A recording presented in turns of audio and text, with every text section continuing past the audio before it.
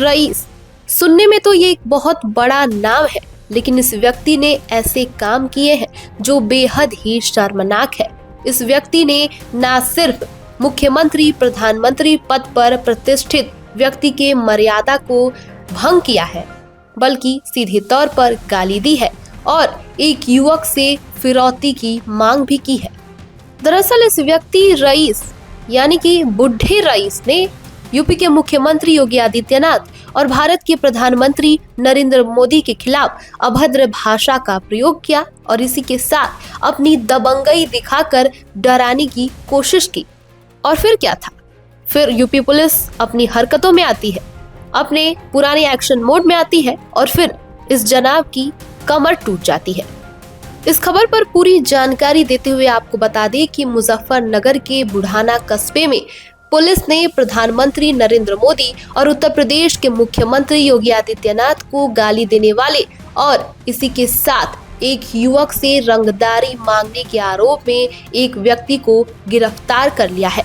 आरोपी रईस त्यागी उर्फ बाबा को संबंधित धाराओं में मुकदमा दर्ज कर जेल का रास्ता दिखा दिया गया है और कहा जा रहा है कि वो सोशल मीडिया पर आपत्तिजनक भाषा का इस्तेमाल कर रहा था। इस व्यक्ति ने न सिर्फ मुख्यमंत्री योगी आदित्यनाथ और पीएम मोदी को गाली दी, बल्कि एक युवक से पैसों की मांग भी कर रहा था। वहीं मामला सामने आने के बाद पुलिस ने तुरंत एक्शन लिया और उसे त्वरित गिरफ्तार कर लिया। इसी के साथ आरोपी को जेल में डाल दिया गया है।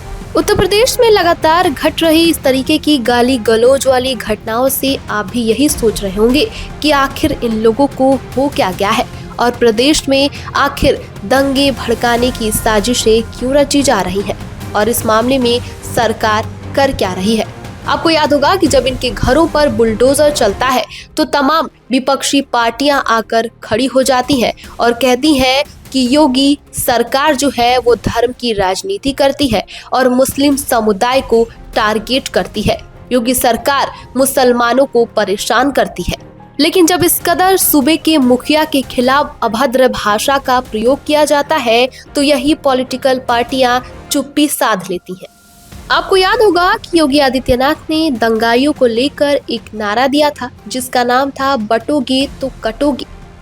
उन्होंने भरे मंच से उपद्रवियों को चेतावनी देते हुए कहा था कि एकता में ही देश की ताकत है, हिंसा फैलाने वालों को 7 पीढ़ियां सबक याद रखेंगी। और ये बात योगी ने तब कही थी जब बरेली में आई लव मोहम्मद विवाद को लेकर सारे राज्य भर में दंगा भड़क गई थी। दंगाई उपद्रवी अपनी खैर नहीं मान रहे थे। दरअसल हुआ ये था कि जुमे की नमाज के बाद आई लव मोहम्मद के बैनर पोस्टर लेकर हजारों लोग सड़कों पर उतर आए थे। इसके बाद मौलाना तौकीर रजा की अगुवाई में पैदल मार्च निकालने की भी कोशिश की गई थी, जिसे पुलिस ने रोका तो पत्थरबाजी और हिंसा तक भड़क गई। पुलिस ने लाठीचार्ज किया और मौलाना को खुले में गिरफ्तार कर लिया। इस घटना में 10 एफआईआर दर्ज हुए और 8 लोगों को गिरफ्तार भी किया गया था। हिंसा के बाद 2 दिनों के लिए इंटरनेट प्रतिबंध कर दिया गया था। सीएम योगी ने इसे शांति बिगाड़ने की साजिश बताते हुए कहा था कि कुछ लोग त्योहारों के बहाने गर्मी पैदा करने की कोशिश करते हैं, लेकिन अब ऐसी योजनाएं बिल्कुल भी सफल नहीं होने वाली है। जहां एक तरफ यूपी पुलिस ने तौकीर रजा की बखिया उधेड़ दी, तो उसी के बाद से सीएम योगी ने फिर एक बार भाषण दिया और कहा कि मौलाना भूल गया था कि यूपी में अब किसकी सरकार है। पहले दंगे कराकर जाम लगवाते थे, लेकिन हमने कहा न जाम होगा न कर्फ्यू होगा, उपद्रवियों को चुन चुन कर सजा दी जाएगी। उन्होंने बटोगे तो कटेगे दोहराते हुए चेतावनी दी कि गजवा ए हिंद के नाम पर हिंसा फैलाने वाले को जहन्नुम का टिकट कटवा दिया जाएगा। विकास रोका, हिंसा फैलाई, लेकिन चुकानी भी होगी। जाहिर है कि उत्तर प्रदेश सरकार की सिर्फ एक ही नीति है कि अगर दंगा फैलाओगे तो मिट्टी में मिला दिए जाओगे। इसी के साथ यूपी सरकार लगातार जीरो टॉलरेंस की नीति अपनाती हुई आ रही है। वही एक बार फिर से मुजफ्फरनगर के इस रईस की भी रईसी उत्तर प्रदेश पुलिस झाड़ने वाली है। रईस की गिरफ्तारी को लेकर पुलिस ने कहा है कि मोहल्ला भटवाड़ा निवासी शिव कुमार ने बुढ़ाना प्रभारी सुभाष अत्री को लिखित शिकायत दर्ज कराई है। शिकायत में कहा गया है कि रईस त्यागी उर्फ बाबा उनसे जबरन रंगदारी मांग रहा था।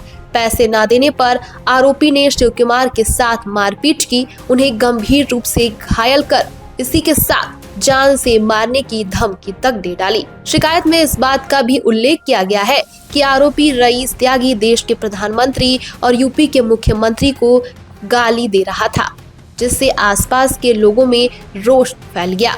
बुढ़ाना प्रभारी सुभाष अत्री ने शिकायत का संज्ञान लेते हुए एक टीम भी गठित की है। इससे पहले भी आपने देखा होगा कि आलम मोहम्मद विवाद के बाद से लगातार योगी सरकार को टारगेट किया जा रहा है। यूपी के मुख्यमंत्री योगी आदित्यनाथ को लगातार अपशब्द कहे जा रहे हैं, भद्दी भद्दी गालियां दी जा रही हैं। लोग योगी के साथ साथ सनातन धर्म को भी टारगेट कर रहे हैं और सनातन को बदनाम करने का धंधा बना लिए हैं। जहां बीते दिनों सोशल मीडिया पर एक लड़की ने योगी को भद्दी भद्दी गालियां दी, अपशब्द कहे, उसके बाद से एक लड़का आया जो योगी को सीधे तौर पर जान से मारने की धमकी दे डालता है। एक ने दावा किया कि राम मंदिर में महिलाओं यानी कि 3 लड़कियों के साथ बर्बरता की गई है, तो वहीं दूसरी तरफ सनातन प्रेमियों का गुस्सा फूट पड़ा है। इसको लेकर लगातार लोग एक्शन भी ले रहे हैं और यूपी पुलिस भी त्वरित कार्रवाई कर रही है। इस खबर पर आपकी क्या राय है, हमें कमेंट बॉक्स में जरूर बताएं और देश दुनिया की तमाम खबरों को देखने के लिए हमारे चैनल को सब्सक्राइब करें। बने रहिए हमारे साथ और देखते रहिए द बेस्ट टॉक मीडिया।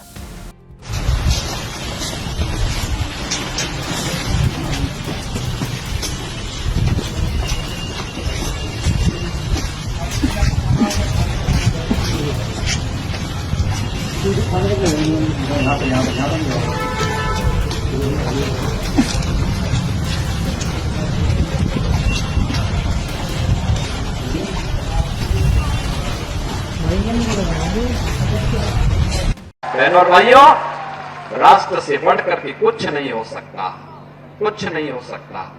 और राष्ट्र तब सशक्त होगा जब हम एक रहेंगे, नेक रहेंगे, तभी नेक रहेंगे। बटेंगे तो कटेंगे। आप देख रहे हैं ना, बांग्लादेश में देख रहे हो ना, तो वो गलतियां यहां नहीं होनी चाहिए। बटेंगे तो कटेंगे, एक रहेंगे तो नेक रहेंगे, सुरक्षित रहेंगे और समृद्धि की पराकाष्ठा को पहुंचेंगे। हमें विकसित भारत की संकल्पना को साकार करने के लिए कार्य करना है।